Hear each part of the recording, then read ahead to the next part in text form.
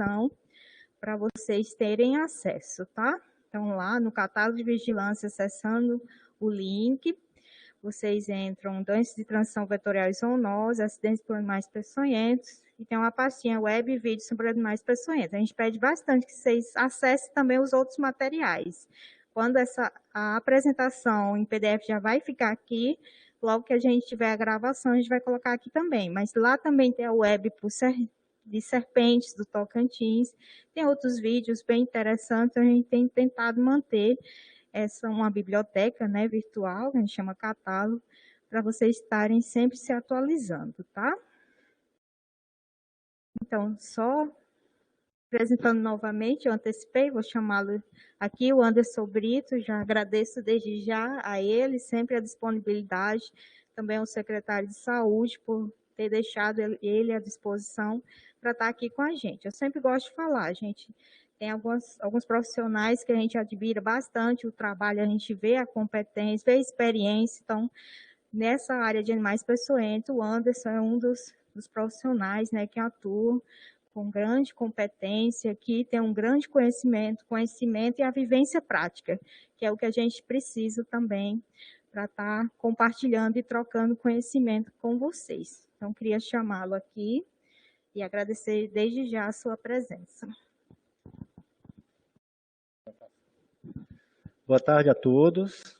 Estamos aqui mais uma vez, né, a convite da Isa. É um prazer sempre responder esses convites, né, que ela tem feito. Para mim é uma honra estar aqui, tentando ajudar naquilo que eu tenho aprendido no dia a dia e tentar repassar a vocês, né, que a gente já aprendeu.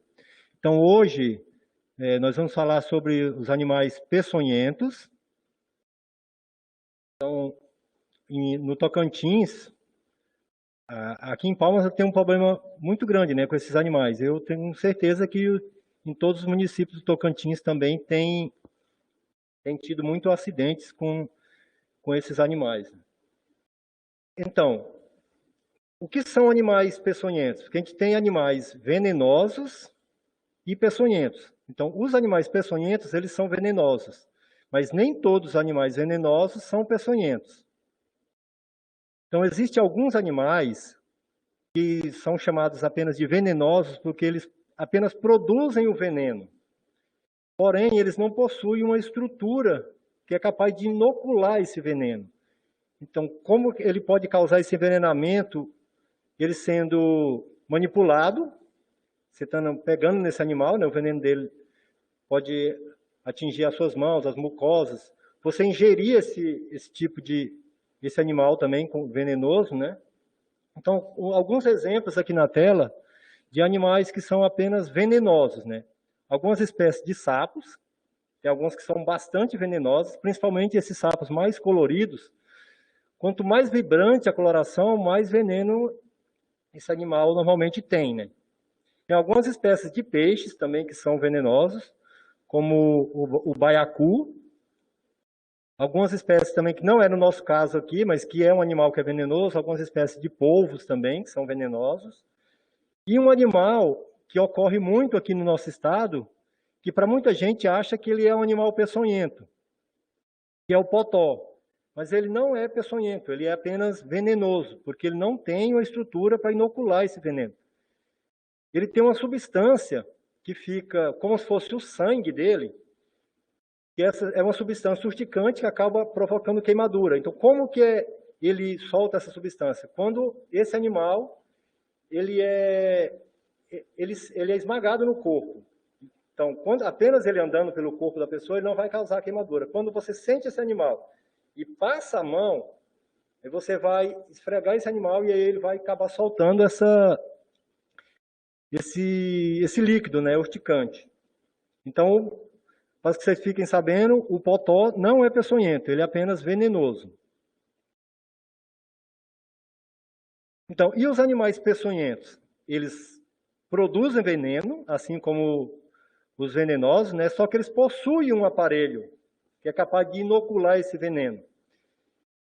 Então, essas glândulas de veneno, elas ficam próximas, né, a essa estrutura. Então, quando ele usa alguns exemplos aqui de estrutura que podem inocular o veneno. No caso das serpentes, que são os dentes, né, a presa. Os escorpiões é o aguilhão, também por alguns chamam de ferrão, né? Nas abelhas também o ferrão. São exemplos de estruturas que podem inocular veneno, né? E aqui exemplos de animais peçonhentos. São vários os tipos, né? As serpentes, nem todas, né? Várias espécies de serpentes são peçonhentas. Depois a gente vai ver, mais para frente, algumas serpentes que são peçonhentas e outras que não são peçonhentas. A maioria das serpentes não são peçonhentas, né? Então, os escorpiões, todos os escorpiões são peçonhentos, e mais para frente a gente vai ver também que tem espécies que o acidente são acidentes mais graves, assim também como as aranhas. A maioria das aranhas o veneno da aranha não causa nenhum problema para o ser humano, né? Tem algumas espécies que são de interesse médico, também a gente vai ver mais futuramente. As lacraias também são exemplo de animais peçonhentos, as abelhas, vespas e maribondos, e algumas espécies de peixes, como as arraias e os bagres. Esses são exemplos de animais peçonhentos. E aí a gente vai falar de cada um separadamente, né? Então, primeiramente, a gente vai falar sobre as serpentes. No Brasil, existem 4 gêneros de serpentes peçonhentas, que são as serpentes do gênero Botrops, que são as jararacas. Elas são as serpentes que provocam o maior número de acidentes. Cerca de 87% dos acidentes com serpentes são provocados pela jararaca no Brasil. Então, e vocês podem ver que ela ocorre em todo o território brasileiro, a jararaca. A cascavel, que é do gênero Crotalus, cerca de 8,5% dos acidentes provocados por serpentes são provocados por cascavel. E a região de abrangência dela aqui, ela não ocorre na região amazônica, então ela ocorre no Nordeste, Centro-Oeste, Sul do Brasil, Sul e Sudeste, né? Mais para a região, e não ocorre na região Norte. Já a surucucu, ela é uma serpente exclusiva de matas, principalmente mata bem fechada. Então ela ocorre na região, toda a região amazônica, a região norte, e aqui o que resta ainda de Mata Atlântica, aqui no Brasil, bem no litoral do Brasil. E como ela é uma serpente já difícil de ser encontrada, a quantidade de acidentes provocados por ela já é bem pequena. Apenas 3,5% dos acidentes, do total de acidentes provocados por serpentes são provocados pela surucucu, que é do gênero Lachesis. E tem a cobra coral, chamada de coral verdadeira, pertencente ao gênero Micrurus. Elas também ocorrem em todo o Brasil, né? E são várias espécies também, assim como a jararaca e a coral verdadeira, são várias espécies, mais de 30 espécies de cada gênero. Já a cascavel e a surucucu possuem apenas uma espécie de cada uma aqui no Brasil, né? Então, a coral, apesar dela ter muita espécie e ocorrer em todo o Brasil, a quantidade de acidentes provocados por essa serpente é muito pequena. Apenas 1%. Por que a quantidade de acidentes é bem pequena? Porque essa cobra, diferentemente das outras 3, essa serpente, ela é bem pequena. Então, a mordida dela não ocorre igual a mordida das outras 3, da surucucu, da cascavel e da jararaca. Essas outras, elas atacam dando bote, principalmente da perna, né? E os acidentes provocados por coral, principalmente ocorrem nos dedos da mão ou do pé. Como ela tem a boca bem pequenininha, os acidentes são provocados apenas nos dedos. Aí a quantidade de acidentes é bem menor justamente por causa disso. E como identificar essas serpentes? A jararaca, a cascavel e a surucucu são serpentes que possuem a estrutura chamada de fosseta loreal. que é um orifício que fica entre o olho e a narina, que ele serve para ajudar é uma estrutura de, como fosse um radar, né? Falando vulgarmente. Ele usa a língua e essa foceta para poder ver, você falar, num grosso modo, ver o ambiente e as suas presas, né? Então, aqui, diferença na coloração do desenho do corpo e da coloração dessas serpentes, né? A jararaca tem um formato de triângulo, a cascavel é um triângulo invertido, e a surucucu também, normalmente, parece um pouco um triângulo invertido. A surucucu, em vários locais, ela é chamada de pico de jaca, porque a pele dela parece com a casca da fruta da jaca, né? Tem aquela estrutura. É bem áspera, como se fosse uma jaca, né? E já a coral, ela não possui foceta loreal, diferentemente, né, das outras três. E existem várias espécies, né, como eu tinha falado, de coral verdadeira. E o pessoal, às vezes, confunde muito a coral verdadeira com a coral falsa, né?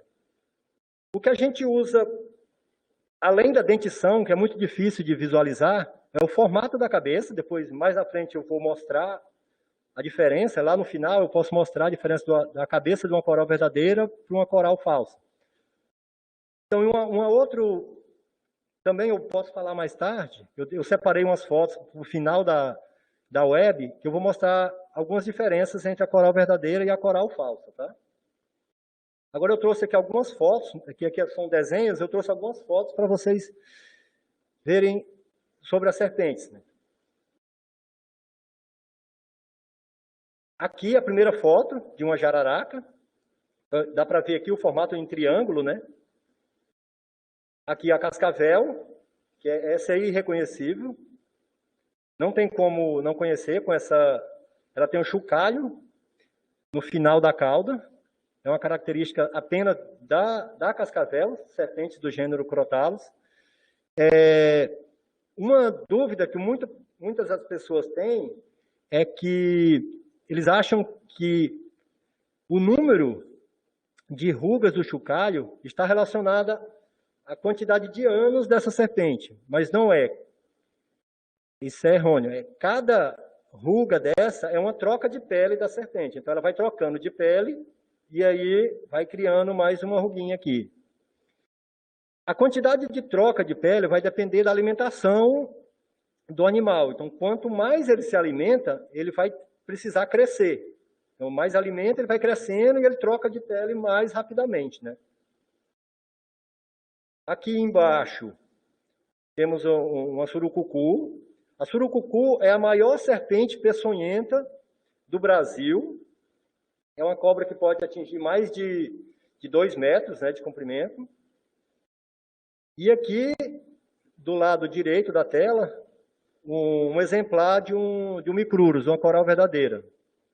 É a coloração mais característica dela, só que várias serpentes também, corais falsos, parecem muito com essa coloração. Depois a gente vai ver no final, lá eu vou mostrar a diferença, tá? Então, e aqui é um exemplo de serpentes não peçonhentas. A primeira foto, à esquerda, no alto, uma jiboia.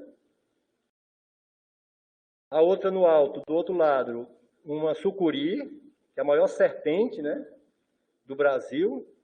As maiores serpentes são a sucuri e a piton. Né? Aqui no Brasil, não, erroneamente acham que ela é uma cobra peçonhenta, mas apesar dela ser uma serpente bastante agressiva, ela não é peçonhenta, mas ela é muito agressiva, né?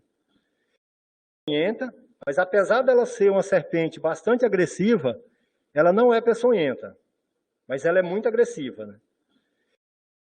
E essa cobra, esse exemplar escuro aqui, também é uma mussurana, que também é uma serpente que pode crescer muito, assim como essas outras aqui. Ó. Essa primeira no alto é uma corre-campo, muito É uma cobra que aparece bastante, aqui no nosso município ela aparece bastante, aqui dentro da cidade, né? Essa verdinha é uma chamada de que ela aparece bastante aqui dentro da cidade, né? Essa verdinha é uma chamada de cobra cipó, também não peçonhenta. E as duas de baixo são exemplares de cobra. Uma coisa que vocês podem ver, as corais verdadeiras, o anel, ela tem um anel completo, perfeito o anel. Faz a volta todinha no corpo. E a maioria das corais falsas tem um anel completo, perfeito o anel. Faz a volta todinha no corpo.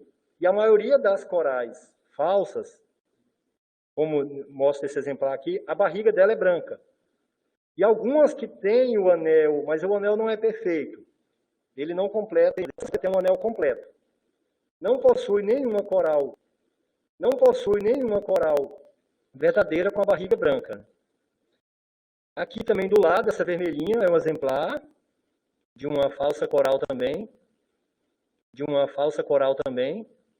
Que aparece bastante aqui em Palmas, do gênero Apostoleps, né?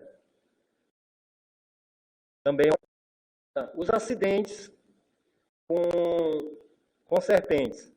Então, os acidentes por serpentes, eles podem ser leve, moderado ou grave. Depende essa gravidade. Por serpentes, eles podem ser leve, moderado ou grave. Depende essa gravidade, vai depender principalmente da quantidade de veneno que foi inoculado, né? E também da pessoa que recebe esse veneno. Então, a quantidade de soro que essa pessoa vai receber vai depender quando o médico analisar a pessoa, e aí ele vai classificar o veneno entre leve, moderado ou grave, e aí a quantidade de soro que a pessoa vai tomar vai depender dessa classificação, né? Então, os acidentes por jararaca, eles podem ser classificados como leve, moderado e grave. Já os acidentes por surucucu, a serpente do gênero Laques, eles já são classificados entre moderado e grave. Não existe acidente leve por surucucu. Então, no mínimo, do acidente com surucucu, a pessoa já toma 10 ampolas.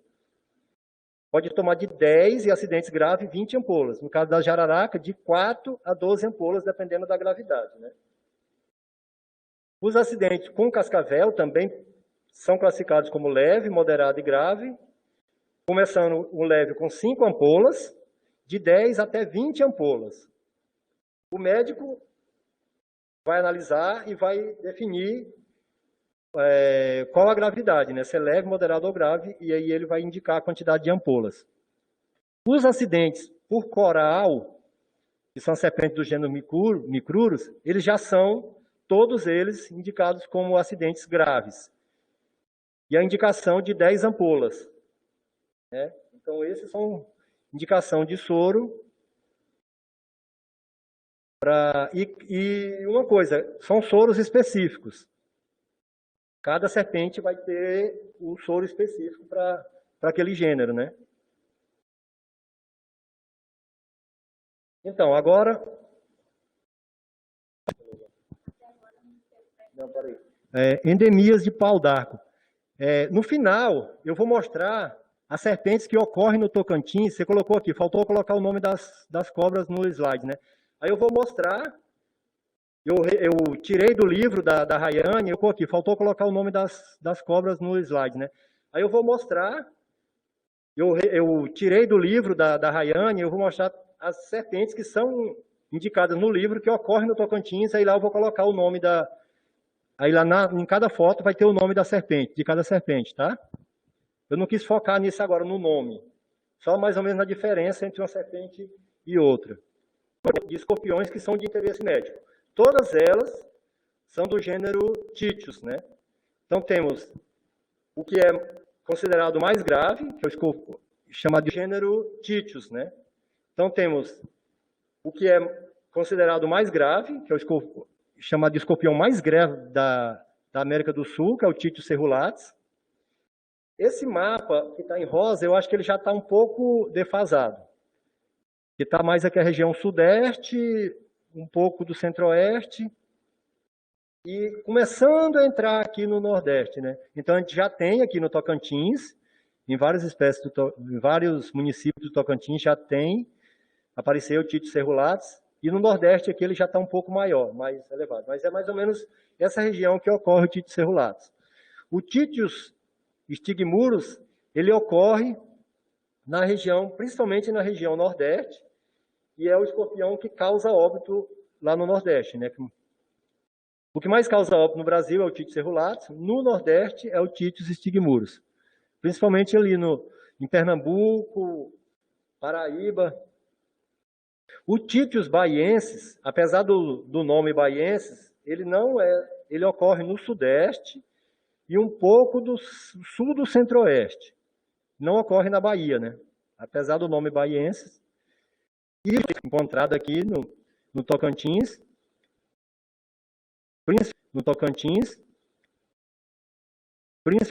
local que mais foi encontrado foi aqui em Palmas. Eu acho que tem mais um outro município, eu não me recordo o nome. Lajeado.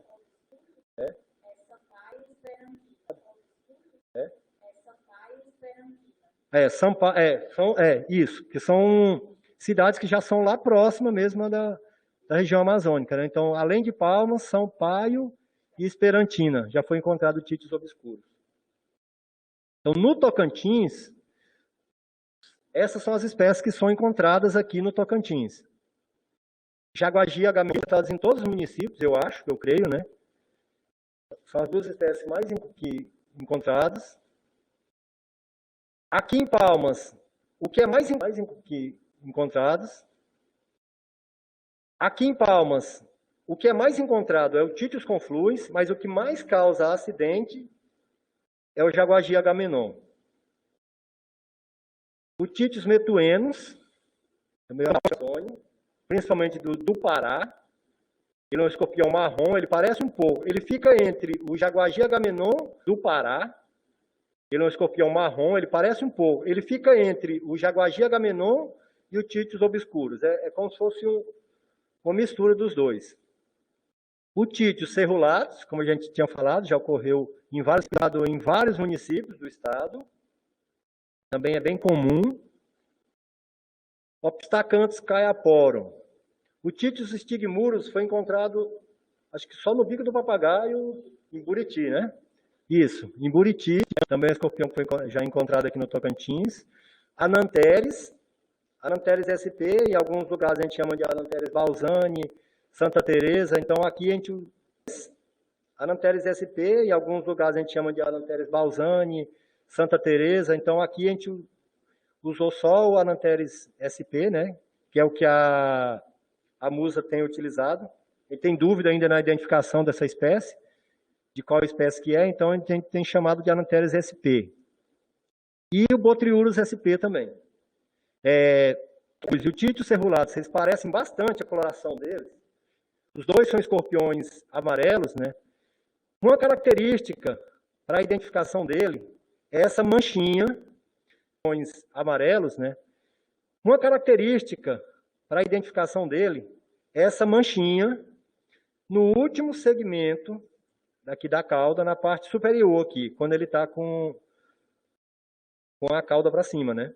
Então é só uma pequena manchinha aqui, como se fosse uma pincelada, como se fosse só passado um pincelzinho preto por cima aqui, ó. E o Títios confluens não tem. Tem outras, mas visualmente mais rápido, você vê, são essas estruturas. Aí o Títios cerulatus, umas serrilhas, daí vem o nome cerulatus, né? Tem umas serrilhazinhas do lado de dentro aqui, da cauda, que aí dificilmente você vai ver a olho nu do lado de dentro aqui, da cauda, que aí dificilmente você vai ver a olho nu.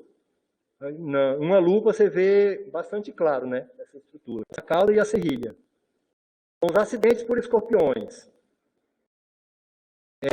Em alguns lugares, né, eles são chamados vulgarmente de lacraus, né? Os acidentes são frequentes em todo o Brasil.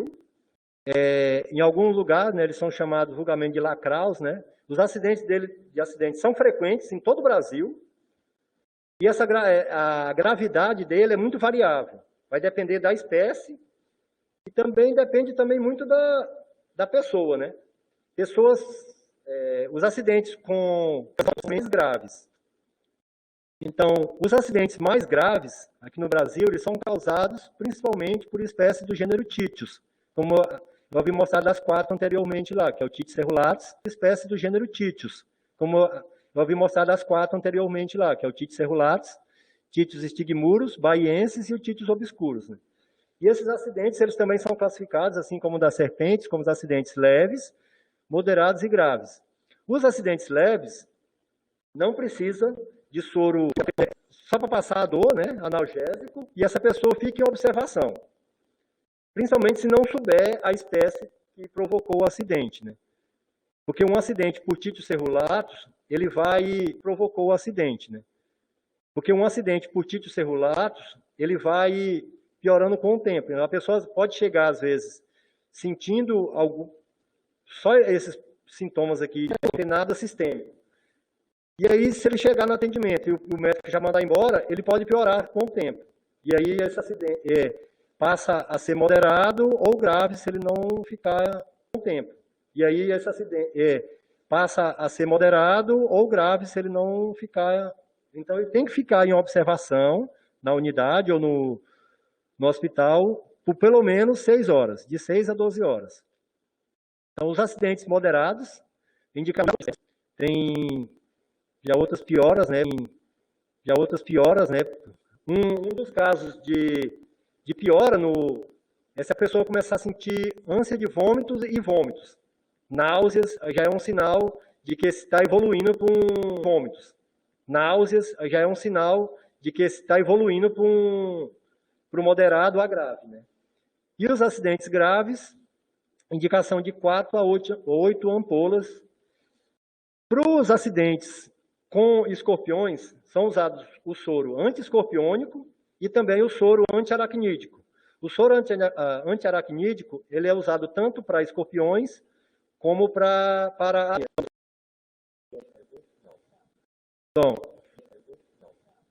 Então, dando sequência, vamos falar agora sobre as aranhas.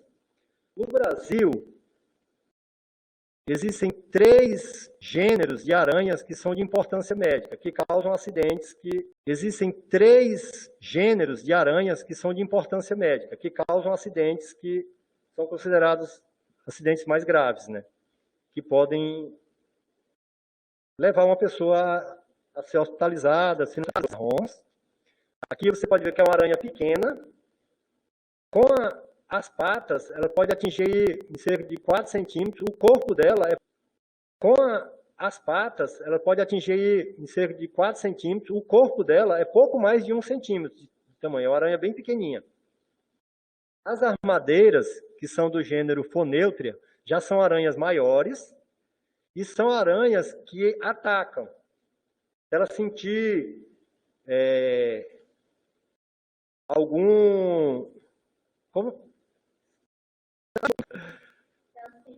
Isso, se ela sentir ameaçada, amedrontada, ameaçada, ela pode atacar a pessoa. Ela pula. Isso, se ela sentir ameaçada, amedrontada, ameaçada, ela pode atacar a pessoa. Ela pula na pessoa. E as aranhas do gênero Latrodectus, que podem ser a viúva negra e também a viúva marrom. Aqui a primeira foto, viúva negra, bem pretinha, e a viúva marrom. Esses 2 tipos de aranhas aqui, a viúva negra e a viúva marrom, ela é fácil de ser identificada, porque elas possuem um abdômen, bem globoso. Eu vou mostrar. No ventre dela, ela tem uma ampulheta vermelha ou alaranjada, né? Então, vamos falar de cada uma delas.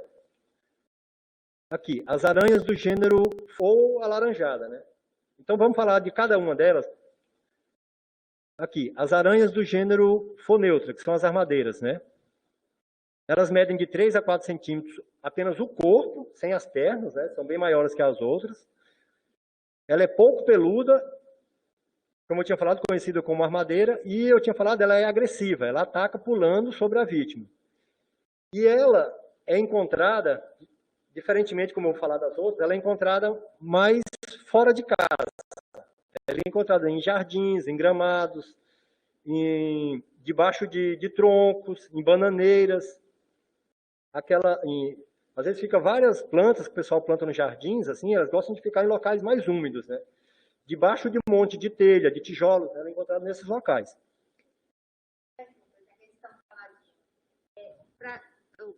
fazer uma pergunta aqui para ajudar vocês. Uma aranha que pode ser confundida com ela é a caranguejeira, né? Se puder falar alguma característica já de cara que pode diferenciá-la. Então, a caranguejeira, ela é bem peluda, né? Ela parece mais com a licosa. Mas a caranguejeira, ela é bem peluda e a armadeira, ela tem poucos pelos. Uma característica bem marcante da armadeira é que no ventre dela, nas patas, tem essas partes escuras aqui, ó. Em cada dobra dela tem as manchinhas escuras, esse padrãozinho de colorido aqui no ventre dela. E no dorso, ela tem uma manchinha bem fina, tanto na parte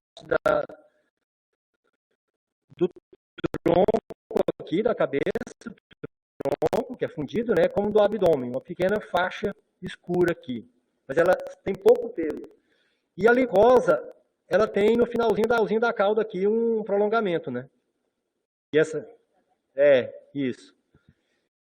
Então, os acidentes por fonêutria, eles também pode ser uma clínica local só, apenas a dor no local, né? Que é um acidente leve, que é apenas dor e o edema no local, então isso é tratado apenas com anestésico para diminuir a dor. E também a pessoa tem que ficar em observação de 6 a 12 horas. Já os acidentes que possuem, além da clínica local, possuem também clínica sistêmica, eles podem ser considerados como moderado e grave. Nesse caso, dos acidentes moderados e graves, aí deve-se tomar o soro antiaracnídico. O soro moderado é indicado de 2 a 4 ampolas e o acidente grave de 5 a 10 ampolas. Né? A Loxosceles, que é a aranha marrom, como eu havia falado, ela mede em torno de apenas um ou pouco mais de 1 centímetro de corpo, sem as pernas, né? E elas são encontradas dentro de casa ou do lado de fora da casa. Elas escondem dentro de roupa, escondido nas roupas, em sapato, atrás dos móveis, de trás de quadros, de calendário, debaixo de mesa, de cadeira. Elas fazem seus ninhos ali e elas ficam mesmo dentro de casa. Como que ocorrem os acidentes com ela? Ao contrário da aranha armadeira, ela não ataca. Então, esse acidente ela vai ocorrer quando ela entra em contato com o corpo. A pessoa vai vestir uma roupa, encosta na parede onde ela está com... E essas aranhas também, elas não fazem aquelas teias bonitas que a gente vê, às vezes, sai no mato andando e vê todo desenhadinho, não. É só um tufo ali, e às vezes você encosta na parede, ela está ali, e aí ocorre um acidente assim. Quando você entra em contato com ela, vestindo a roupa, calçando um sapato, encostando em algum local que ela está. Então, ela não ataca. Quando ela sente a compressão dela no corpo, aí ela ataca. E esses acidentes também podem ser leve, moderado e grave. Os leves também são apenas sintomáticos, né? Tem que ficar em observação. Nesse caso, já é bem maior. A pessoa tem que ficar... Não precisa ser em observação no hospital, mas o local do acidente tem que ficar em observação se vai progredir uma evolução, né, nessa picada. No desenho do lado aqui, a gente pode ver a evolução da picada de uma aranha marrom. Com 3 dias, aqui na mão, você pode estar apenas uma mancha no local e uma vermelhidão. Com 4 dias, já piorou aquela vermelhidão. No 5º dia, a mão já está bem inchada e começa a aparecer uma feridazinha. No 6º dia, essa ferida já começa a necrosar. Com 9 dias, isso não tratado, né? Se não for tratado. Com 9 dias, você vê como que está a necrose do dedo. Do 3º dia para 9 dias, você vê que é uma evolução bem grave. E no 10º dia, já está uma ferida bem feia, né?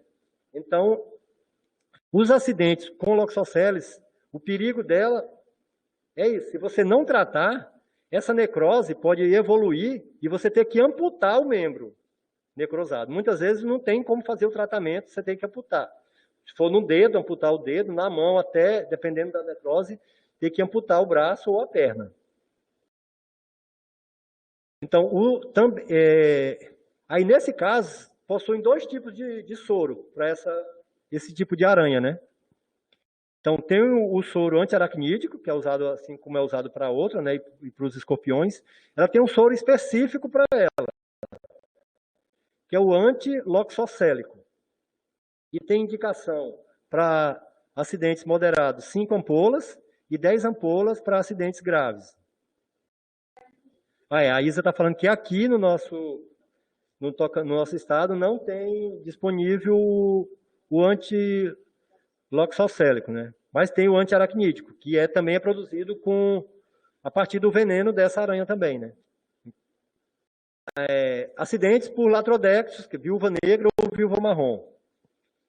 Também é uma aranha bem pequena, né? 1 centímetro de corpo, com o abdômen, eu ouvi falar anteriormente, o abdômen é bem globoso, você pode ver bem redondo. E desenho aqui, nessa viúva negra aqui, dá para a gente ver no ventre dela o desenho bem parecido com a ampulheta, um desenhozinho vermelho, de laranjado a vermelho. Aqui também, na viúva marrom, aqui embaixo, no último desenho da viúva marrom, e aqui na viúva negra. A viúva negra, no dorso dela, tem uma coloração, ela tem um corpo todo negro e essa coloração vermelha. Já a viúva marrom, ela tem essa coloração parda, né, bem marrom, e no dorso do abdômen tem vários pontinhos negros, e diante dela, da viúva marrom, que é essa que mais ocorre aqui no estado. Aqui em Palmas tem bastante. Aqui no estado, aqui em Palmas tem bastante. Nas pernas dela tem essas manchinhas. Ela tem a perna parda, né, marrom, e essas manchinhas negras bem nas juntas. Na junção, como falando em grosso modo no joelho de cada das pernas, né, tem essas manchinhas negras. Ela é bem característica. E pode ser acidente leve, moderado ou grave. Possui o soro antilatrodéctico, mas esse soro ele não é encontrado aqui no Brasil.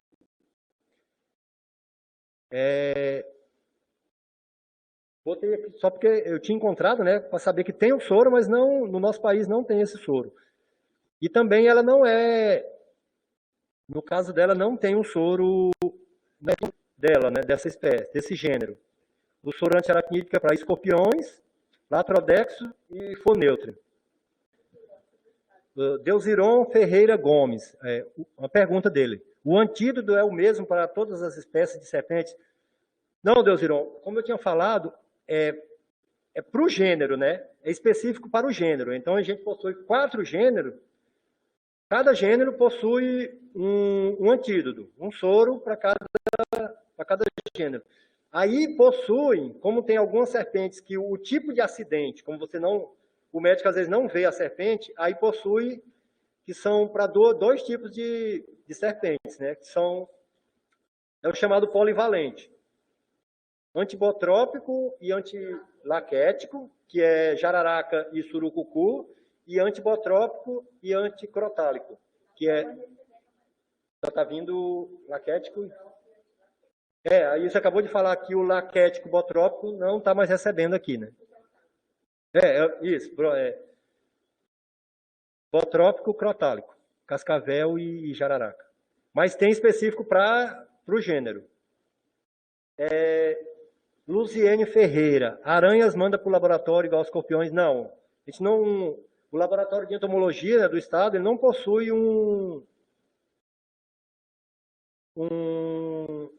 uma vigilância, uma vigilância como igual dos escorpiões.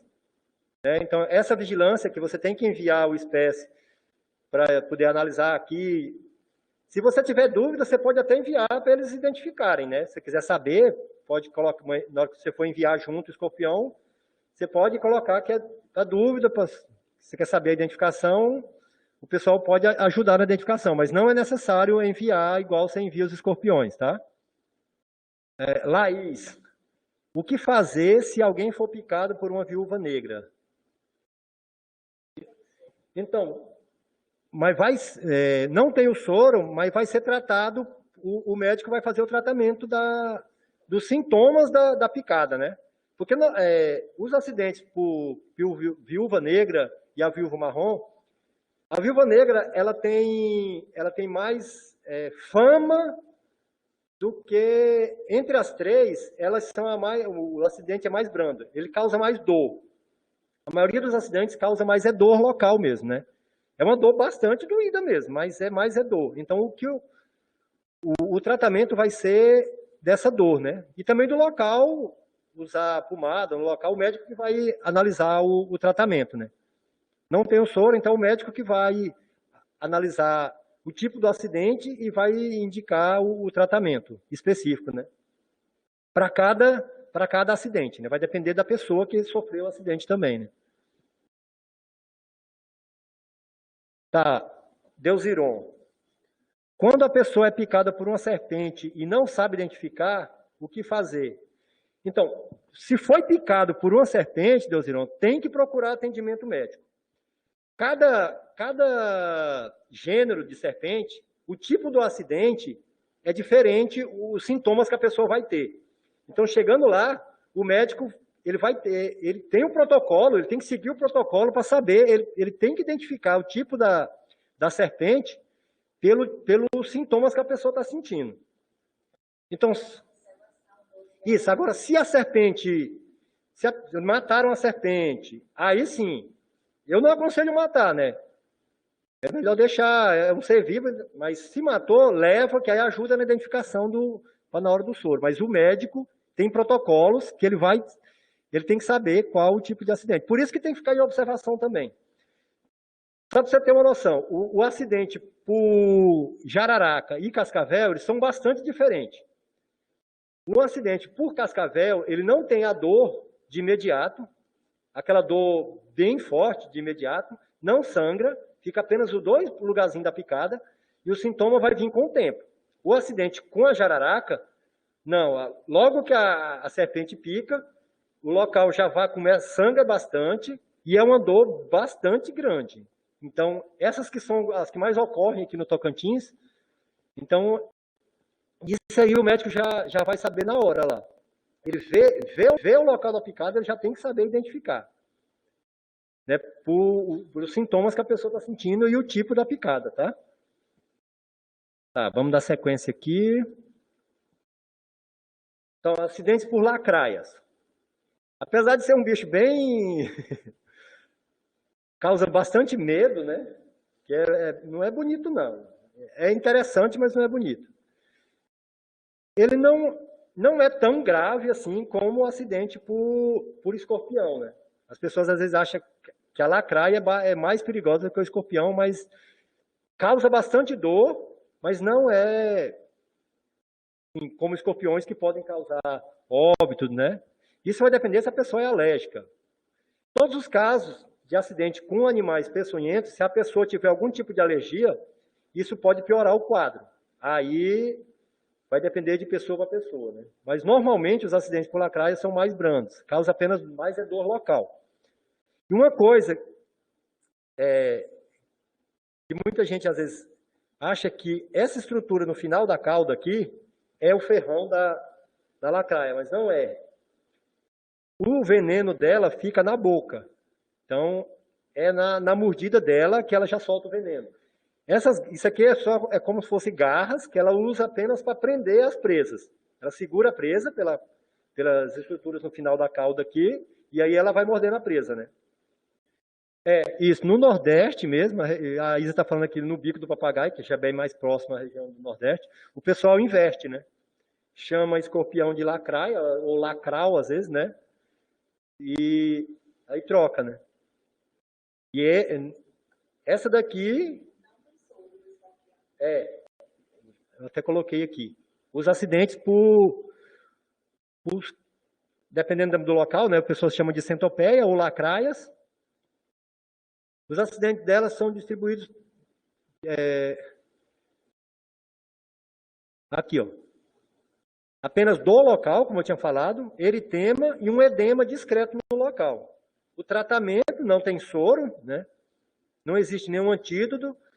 É usado compressa de água quente e também anestésico para passar aquela dor. É apenas a questão, como eu tinha falado, é local. E dependendo da dor, o médico pode passar algum anestésico também no local, né? É um acidente, é comum acidentes aqui em Palmas com lacraias, que são principalmente pessoal que fica em chácaras, em fazendas, que elas gostam de ficar muito debaixo de troncos, tronco podre, debaixo de folhas, né? Então, sempre que for manusear fazer limpeza em chácaras, em quintais, ter muito cuidado com os acidentes com lacraia. Porque, apesar de não ter um perigo maior, ele causa bastante dor. Os acidentes por lagartas. Aqui alguns tipos, né, de lagartas que podem provocar acidentes. E aí nós vamos mostrar aqui acidentes por lagartas comuns, ou as taturanas, que são chamadas de lagarta de fogo. E lagartas, elas são larvas de borboletas, né? Ou mariposas. Então, isso aqui é o estágio juvenil de uma mariposa ou de uma lagarta, né? Então, e esses acidentes eles podem provocar, dependendo do tipo da lagarta, podem provocar hemorragias, que é no caso da lanômia, o próximo que a gente vai falar, né?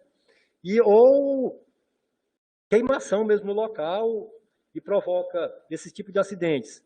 Essas lagartas que são urticantes, né, como a lagarta que chama de lagarta de fogo, essa outra verdinha aqui também, ela provoca aquela dor local, eritema, edema, né?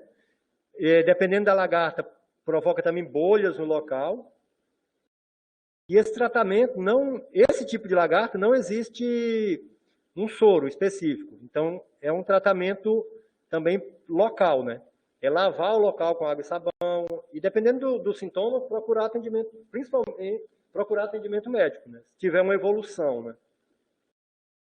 E aí o médico vai indicar outros remédios para aquela dor. Já a lagarta do gênero Lanômia, essa é uma lagarta bastante perigosa, tanto que ela tem um soro específico para ela.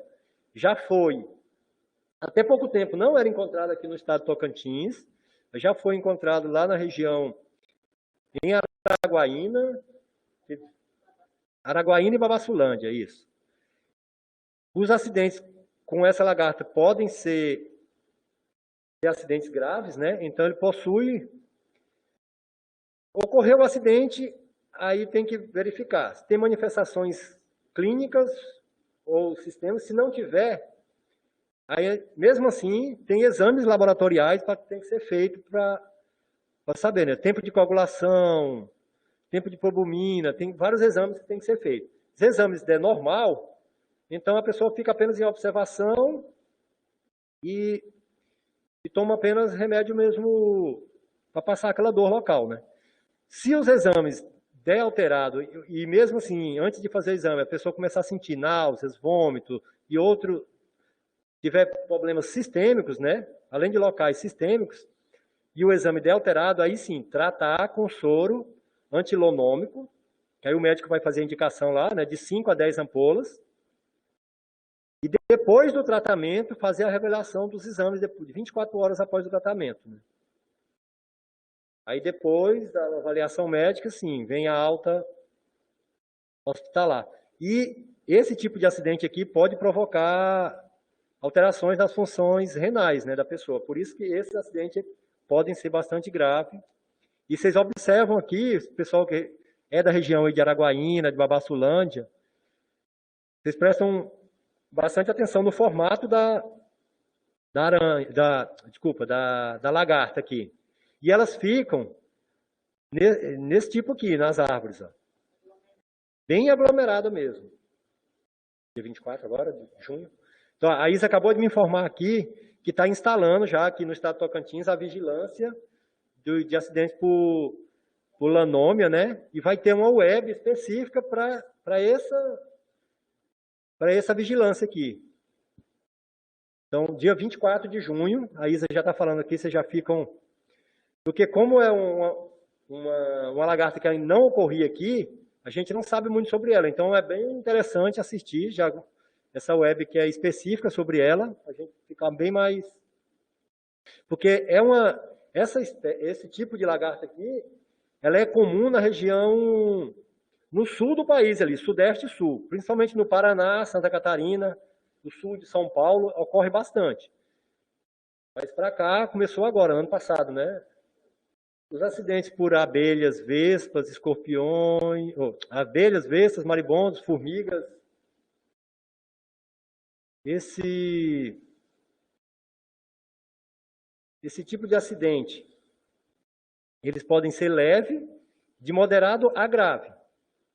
O tipo do acidente, então aqui, a gravidade do acidente, ele não depende do número de ferroadas que esses animais podem dar, né? E sim da hipersensibilidade daquela pessoa. Se for uma pessoa alérgica, apenas uma picada, se não, a pessoa não procurar atendimento médico, pode ir a óbito.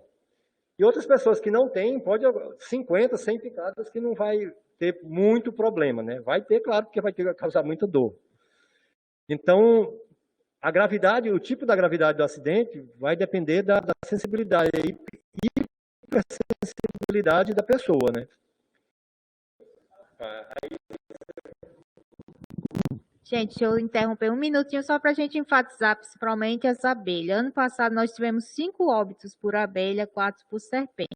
Esse ano já estamos um óbito. Então, é muito importante a gente se atentar em relação às abelhas e também notificar, porque até a Danila, em relação às abelhas e também notificar, porque até a Danila está perguntando, está lá, acidentes por animais peçonhentos. Por isso também que a gente trouxe essa web para vocês estarem se atualizando em quais são esses acidentes. As abelhas está lá, animal, o tipo de animal, vocês estarem se atualizando em quais são esses acidentes. As abelhas está lá, animal, o tipo de animal está lá, os 5 abelhas, tá? Mas tem o campo, se eu não me engano, é o 6, que é outros, aí você vai escrever.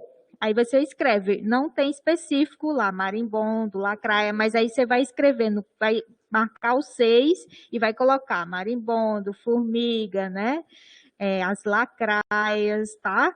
Um específico para serpente, um específico para aranhas, um específico para escorpião, um específico para as lagartas, eu já falei, para as abelhas, né? São 4 que tem 5 específicos, e os outros você vai jogar no campo 6, que você vai descrever e escrever, tá bom? Bom, outro tipo de animal peçonhento também que ocorre muito acidente aqui no nosso estado, principalmente os locais que tem rio, riachos, né? Essa época do ano agora, principalmente, ocorre muito acidente, tanto com arraias como com bagres. E são acidentes que dificilmente são notificados. Por arraia, sim. Por bagre, quase não, dificilmente é notificado. Aqui a gente tem muito acidente notificado por arraia, que a gente tem as praias aqui do lago e tem bastante arraia aqui. Então o pessoal ocorre muito acidente por arraias, principalmente essa época do ano. Apesar das praias aqui ter acesso o ano todo, mas essa época a água fica, durante o dia fica mais quente, né? A bicha acaba ficando mais agressivas, né? Então, os acidentes por peixes, eles podem ser ativos ou passivos. Os acidentes ativos, eles ocorrem por peixes que são os peçonhentos, isso que eu tinha falado, que são os peçonhentos, são as arraias e os bagres, né? Bagre entra mandi, surubim, esses peixes que tem os espinhos da nadadeira bastante bem duro, né? E nesses espinhos, principalmente na nadadeira, aqui na nadadeira dorsal e a nadadeira peitoral aqui, onde possui o veneno, né? São essas nadadeiras que tem os espinhos bastante duros, e o veneno fica nesses espinhos. E na arraia, fica mais ou menos aqui próximo ao final da cauda. Algumas espécies, né, não depende da espécie, né? Alguns exemplares possuem 1, 2 ou até 3 ferrões sobrepostos um sobre o outro, né? E aqui, como que ocorre o acidente com a arraia? A pessoa está andando no rio, no córrego, né, ou no lago, e acaba pisando por cima da raia. Aí, na hora que ele pisa, ela vai se defender e lança, como fosse um chicote, a cauda, né? A maioria dos acidentes ocorre na parte superior do pé ou aqui na parte de baixo aqui da canela, né? Então, na parte do pé, aqui superior, lateral aqui, ou aqui próximo, né? Porque a pessoa acaba pisando e aí ela joga o ferrão. O que a gente aconselha para os locais onde tem a raia e a pessoa vai tomar banho? Então, você nunca entre na água batendo o pé, pisando assim. Você vai andar com os pés arrastando no chão, bem devagar, arrastando, né?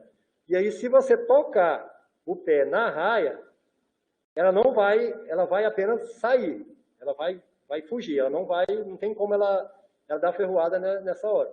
Você tocar nela. Agora, se você pisar, ela defende e joga o chicote. Então, você tem que andar arrastando os pés, né? Então, e outro tipo de acidente por peixe também, que são chamados acidentes passivos, são por peixes não peçonhentos, que são as piranhas, tem também o candiru, né, que é aquele caído, né, pela urina, a pessoa às vezes está tomando banho num local sem roupa, e aí pode fazer xixi na água, aqueles locais onde tem o candiru acaba entrando pela uretra. Na água, aqueles locais onde tem o candiru acaba entrando pela uretra, tanto do homem como da mulher. Ele é atraído pela urina, né? Então, os acidentes por arraia ocorrem, são ferimentos, que é perfuro cortante, é uma dor na hora da picada, da ferroada, né? Você sente apenas uma dor de uma perfuração. Mas quando você sai da água, e aí entra em contato com o vento, com o tempo, e aí começa a dor. Então, primeiramente, quando ocorre um acidente por arraia, o que deve fazer? Lavar o local, a imersão no pé com a água morna, ou fazer compressa com a água morna para diminuir essa dor. Até você procurar compressa com a água morna para diminuir essa dor. Até você procurar o atendimento, né? Então, durante esse tempo, você está fazendo essa compressa com água morna, que aí vai diminuir bastante a dor. Mas todo acidente por arraia tem que procurar o médico para fazer a limpeza do local, porque além do veneno,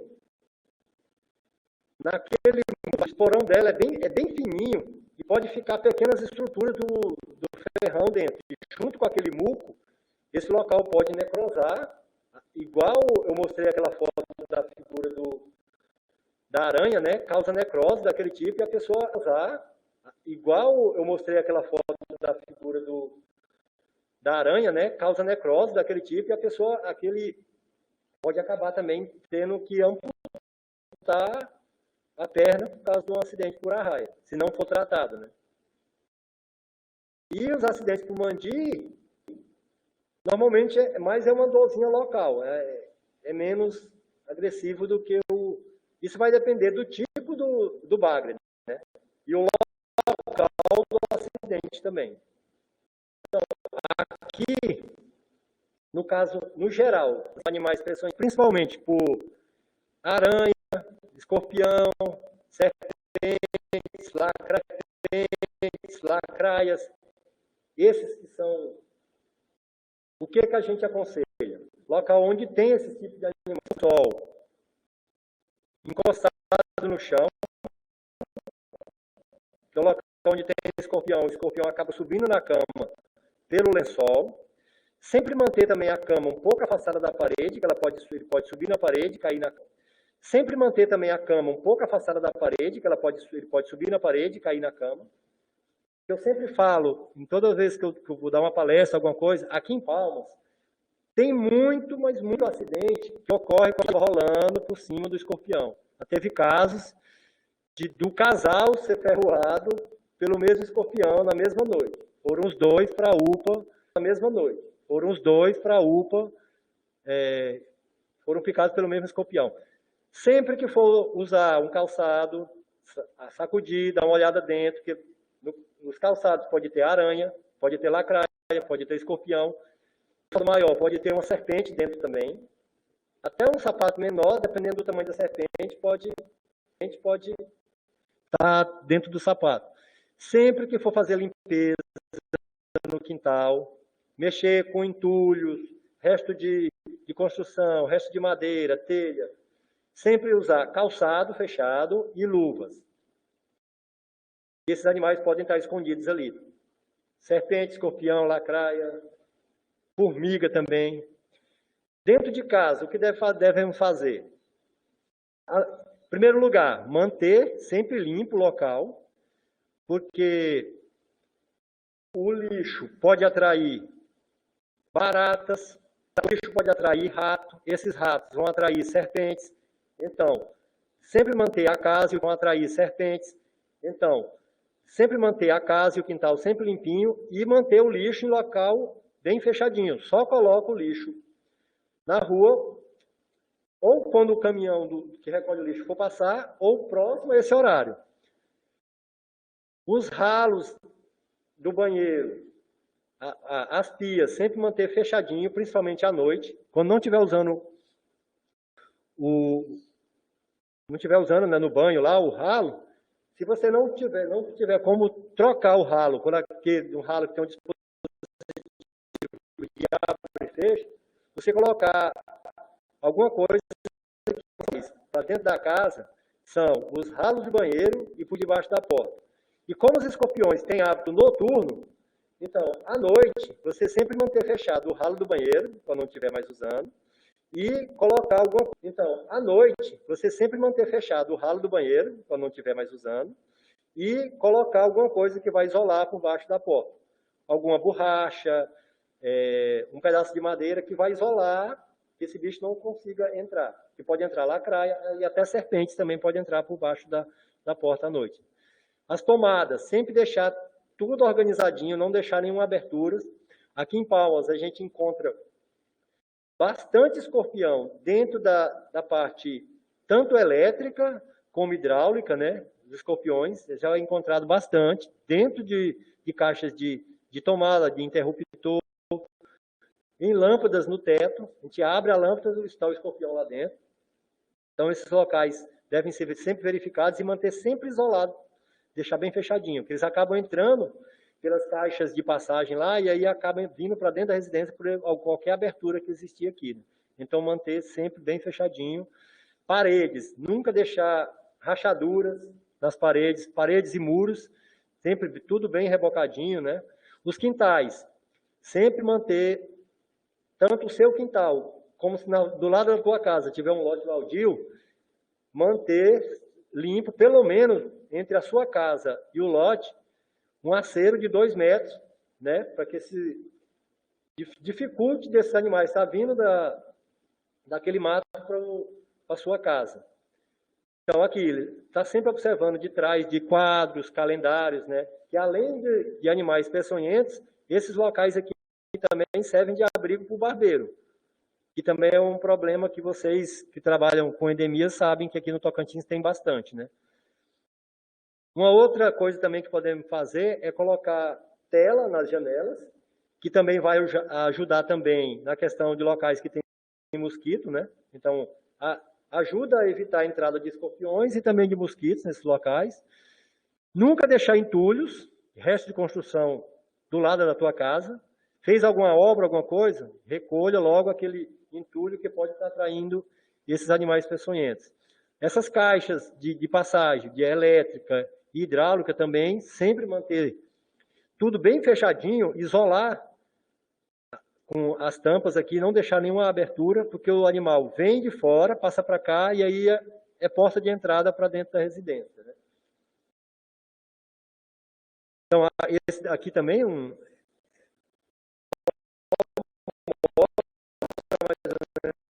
tudo que eu tinha falado anteriormente, né? Só um do lixo, embaixo da porta, as janelas, né? As rachaduras, ter cuidado com o lixo para não atrair os insetos, as rachaduras, ter cuidado com o lixo para não atrair os insetos, que insetos atraem esses animais, escorpiões, lacraias, né?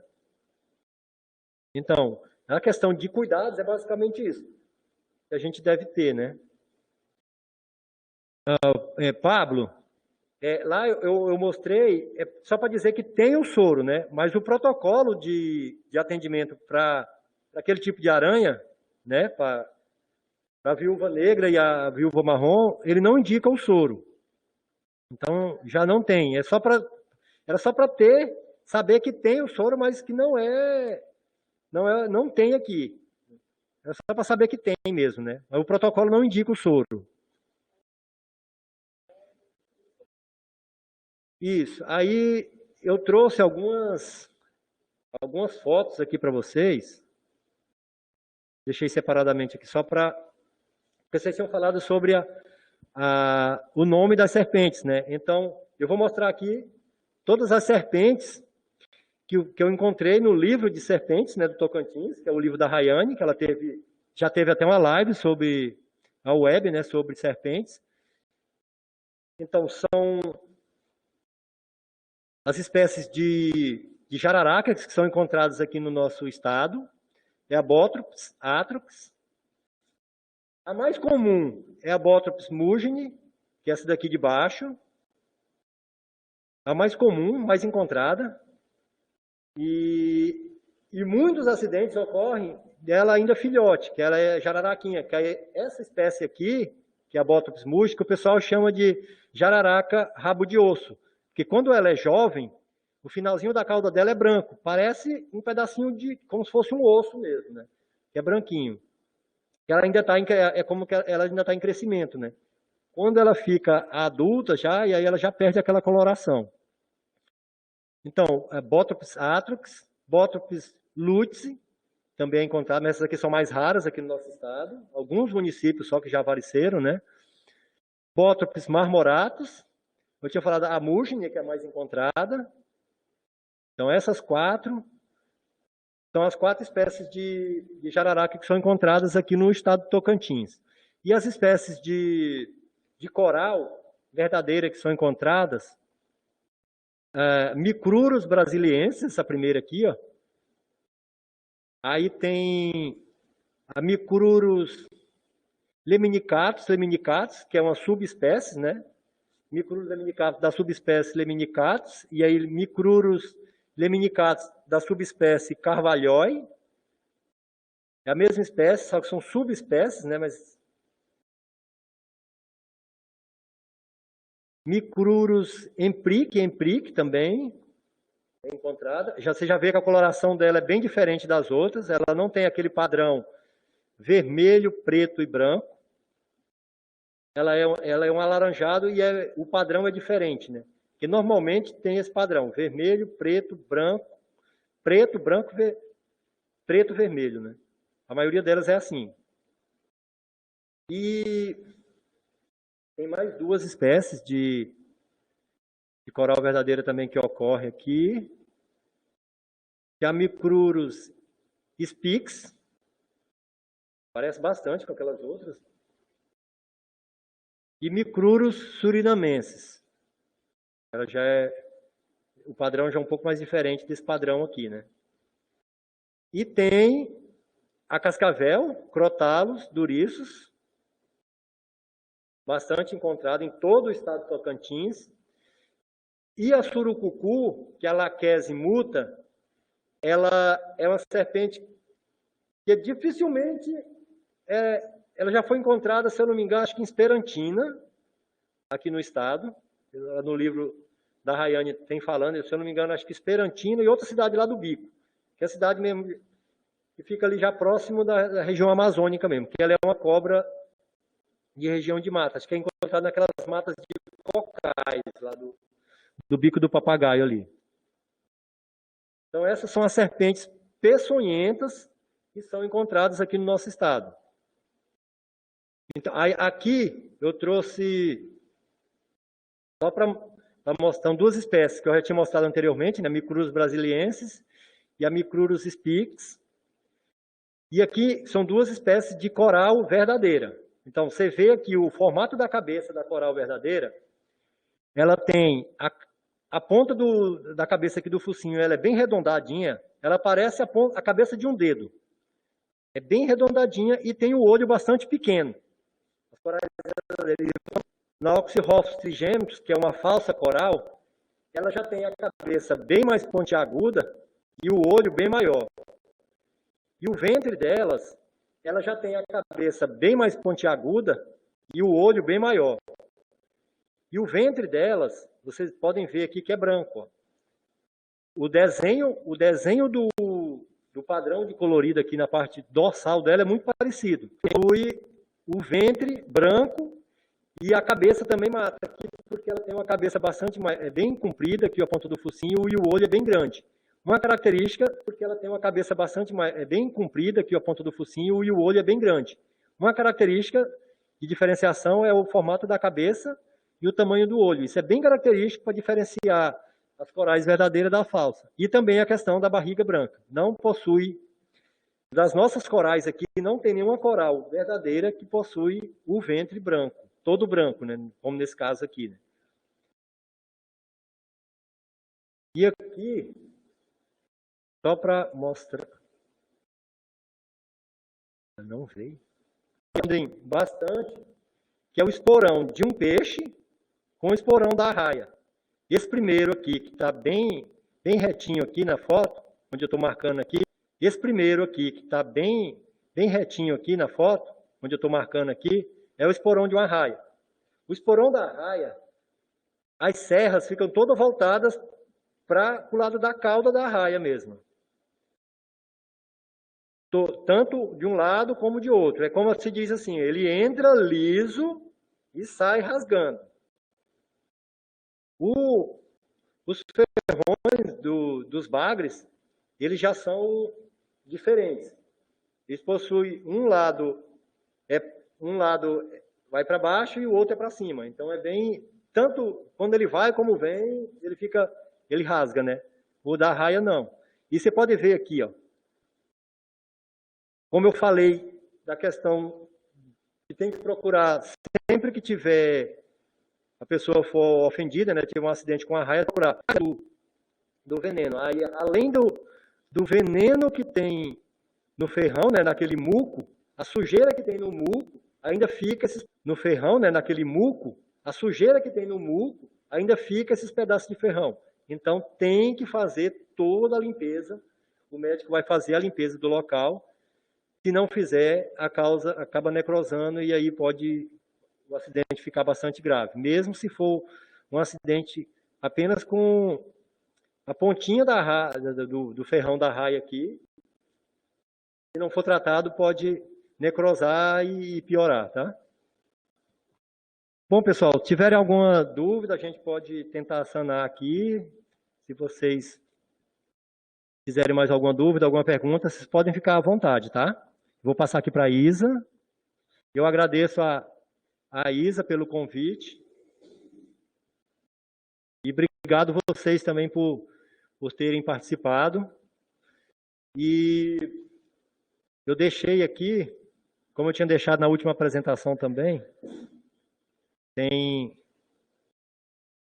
o nosso e-mail aqui, do nosso setor, e o número aqui, se vocês tiverem alguma dúvida, vocês podem estar ligando, que tanto eu como o Jorge, a gente pode estar ajudando a vocês. O Jorge é um outro colega meu, que trabalha lá no meu setor, é um biólogo, ele tem muito mais experiência de tempo de serviço do que eu, né? Aprendi muito com ele, assim, muito do que eu sei aqui eu aprendi com ele, então, lá, normalmente no setor, a gente alterna, no horário está eu ou ele, então, se tiver alguma coisa que a gente puder ajudar, a vocês, os municípios aí, quiserem, podem estar ligando lá. Esse número também é o WhatsApp, tá?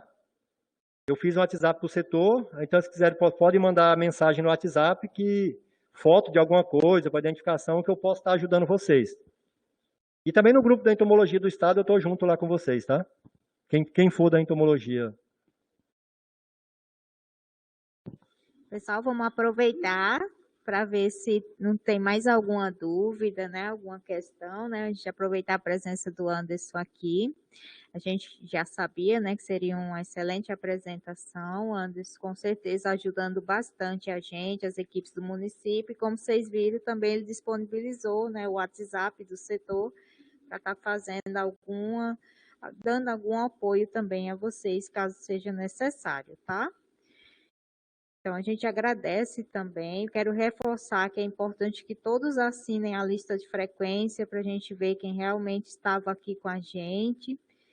O Anderson vai disponibilizar essa apresentação. Nós estamos gravando aqui, logo que conseguimos pegar a gravação, a gente vai colocar naquela pasta lá do Drive que eu falei, tá? Não...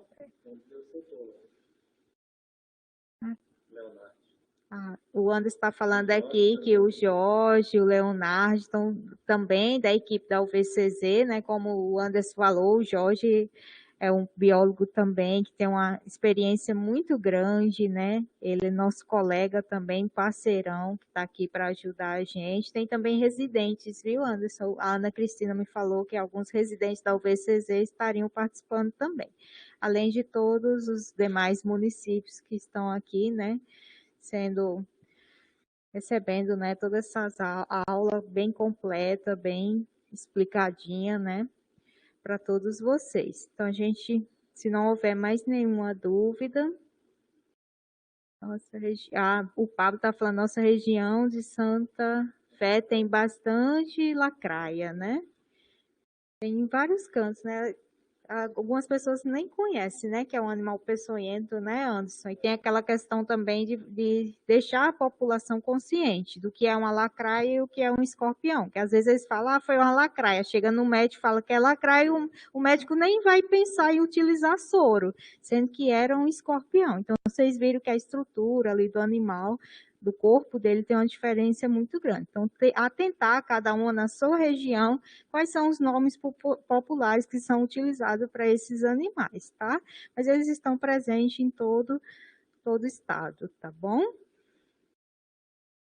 Vamos só esperar o Pablo, tá escrevendo mais alguma coisa. Não esquece de assinar a lista de frequências. Quem não assinou, vou colocar aqui novamente. Temos mais alguns minutinhos. Estamos deixando também o link do catálogo, tá? Para vocês terem acesso a todo o material. A gente já tem card educativo de arraias, de abelhas, de lagartas. Quero reforçar também que no dia 24, o Anderson falou, nós vamos ter uma webconferência sobre a vigilância de lonômios no estado, né, que a gente quer iniciar ela, assim como faz para escorpião, para barbeiro, né, que já existe, né, não é animal peçonhento, mas também é um animal que já tem a vigilância instituída no estado, e a gente quer também repassar e inserir, implantar ela no nosso estado, tá bom? Então, a gente que agradece toda a participação de vocês, e a gente, como não tem mais nenhuma dúvida, a gente vai encerrar por aqui. Eu quero agradecer novamente ao secretário de Saúde de Palmas, que disponibilizou mais uma vez o servidor dele para estar aqui com a gente. E agradecer ao Anderson, né? Sempre muito disponível, prestativo para nos ajudar. Nosso parceirão, assim como o Jorge, todos os meninos, todos os técnicos, né, da Unidade de Vigilância e Controle Zoonoses de Palmas. E agradecer também a presença da minha gerente, Karina Grazi, aqui conosco, a Fernanda, da área técnica também, tá? Aí apareceu uma dúvida agora, Anderson. Qual é o antídoto para picada de aranha caranguejeira? Bruno, a caranguejeira, a picada da caranguejeira, ela não é de importância médica. Então, o veneno dela é bastante brando, mas é para as presas dela mesmo, né? A questão da caranguejeira, a importância dela é a questão do pelo para quem é alérgico. Então, tanto inalar aquele pelo ou aquele pelo na pele pode provocar alergia se a pessoa, principalmente se a pessoa for alérgica, né? Então, principalmente inalar o pelo. Então, a picada mesmo não tem antídoto. A maior importância da caranguejeira é a questão do pelo, né? Tanto a caranguejeira como a licosa. A licosa, que é chamada de aranha de jardim, ela também pode picar, né? Mas também não é uma aranha de importância médica. Então, tanto a picada da caranguejeira como da licosa, é a questão de você lavar o local. Lava o local com água e sabão, e aí fica em observação, que pode ser alérgico, né? toda picada, se a pessoa for alérgica, aí já acaba tendo uma importância médica, né? Então, você foi picado por alguma coisa, lava, não sabe o que foi, principalmente se você não souber. Lavou aquele local com água e sabão e fique em observação. Se aquele local for evoluindo, aquela picada, e aí, mesmo se você não sabe o que bicho que é, procura o atendimento médico. Vocês podem estar repassando isso para as pessoas, tá? Que qualquer picada de qualquer bicho pode, dependendo da pessoa, se a pessoa tiver alguma alergia, ela pode ter uma importância se a pessoa for alérgica, né? Então é ficar em observação, lavar o local, né, com água e sabão, e aí fique em observação, em casa mesmo, observando aquele local, você vai ter uma evolução daquele ferimento. Só mais uma, só o Bruno, né, colocou verdade, o pelo dela realmente tem alergia, se dá mal, passa mal, né, justamente, tá bom? Então, só reforçando, ela não é uma aranha de interesse médico, tá? Não existe soro específico para ela, só vai fazer o tratamento sintomático, tá? Então, mais uma vez, eu quero agradecer a presença do Anderson. Nós vamos encerrar aqui, tá? Nossa web. Quem não assistiu, nós, assim que tivermos a gravação, vamos deixar disponível. A gente agradece imensamente a presença de vocês. Espero que tenha sido bastante proveitoso. Vários agradecimentos, né? E parabéns ao Anderson aqui. E a gente agradece imensamente. E aguardamos vocês agora na web do dia 24 de junho sobre vigilância de zoonômias, tá bom? A gente fica muito feliz de ajudar vocês, né? A gente sabe, foi uma coisa boa, né, que a pandemia trouxe, nem tudo tem só coisa ruim, né? A pandemia acabou que meio que forçou a gente a fazer essas palestras, né, virtuais e acaba que dá a oportunidade de mais pessoas participarem, né? Quanto que o Anderson poderia ir, né, lá no Buriti ou algum outro município? Presencial é bem mais difícil, né? Fica mais amplo. O município envia uma pessoa só. O Anderson está falando aqui, às vezes vem só uma pessoa da equipe